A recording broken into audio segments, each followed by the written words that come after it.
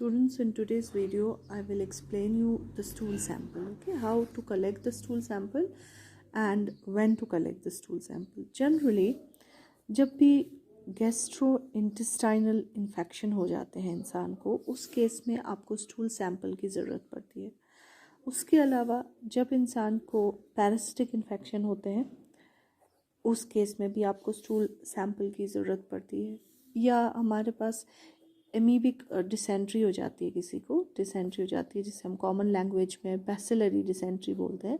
जब इन किस्म की डिसेंट्रीज हो जाती है तो उस केस में आपको स्टूल सैंपल की ज़रूरत पड़ती है, because stool serves as a very good source for identification of gastro intestinal tract infection, जिनमें जनरली बार बार पैरासिटिक इन्फेक्शंस, या कुछ लोग ऐसे होते हैं जो बोलते हैं कि खा के मैं पतला लग रहा हूँ, या something like that, indigestion, proper mall absorption, या कहीं पर, yeah, there are so many reasons for where you need the stool sample, but these are the common reasons where you require the stool sample.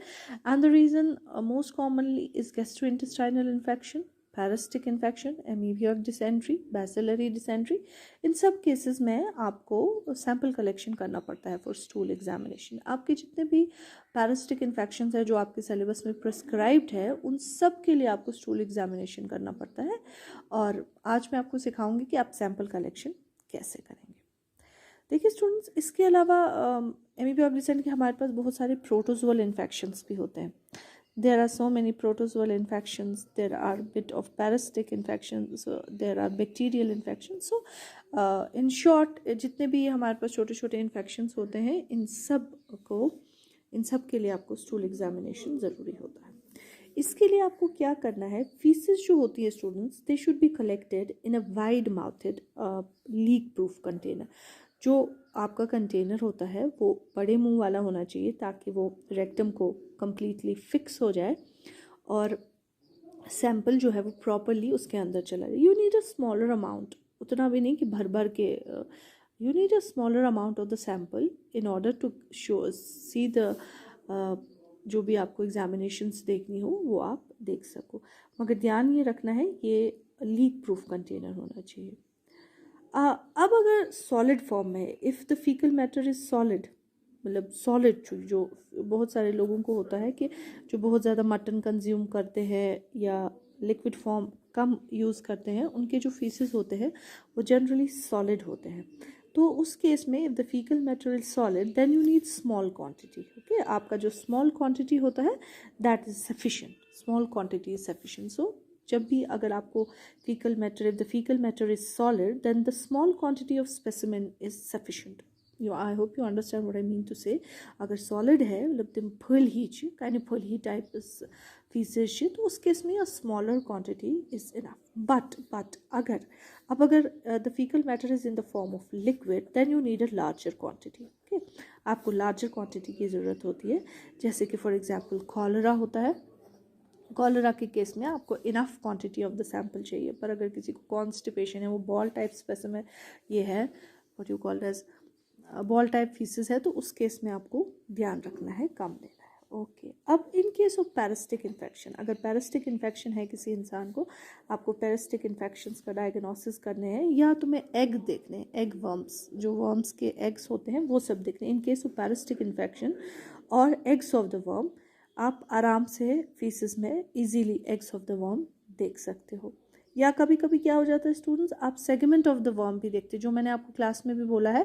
Parasitic infections में आपने बहुत बार देखा होगा, सिर्फ eggs ही नहीं दिखाई देते हैं, you can see the segment. एक बार मैंने आपको टेप फॉर्म पढ़ाया था और उधर कहा था कि टेप फॉर्म का जो प्रोग्लॉटेड होता है वो कट के गिर जाता है, तो वो ऑब्वियसली फीसिस के साथ चला जाता है. सो इट्स बेटर कि आप उसको भी डायग्नोस कर सकते, आप देख सकते हैं फीसिस में. अंडों के अलावा you can see the segment of the parasites also. Therefore इस केस में पैरासिटिक इन्फेक्शन में what you need to do, you need to take the fresh specimen मतलब उसको कैसे स्टोर टोर आसंगो मुद के, it should be collected and immediately examined. So fresh specimen is to be required for, अगर आपको fresh parasitic infection डायग्नोस करने हैं तो it's better you take the fresh faeces, जो आपके फीसेस हो तो फ्रेश ही हो.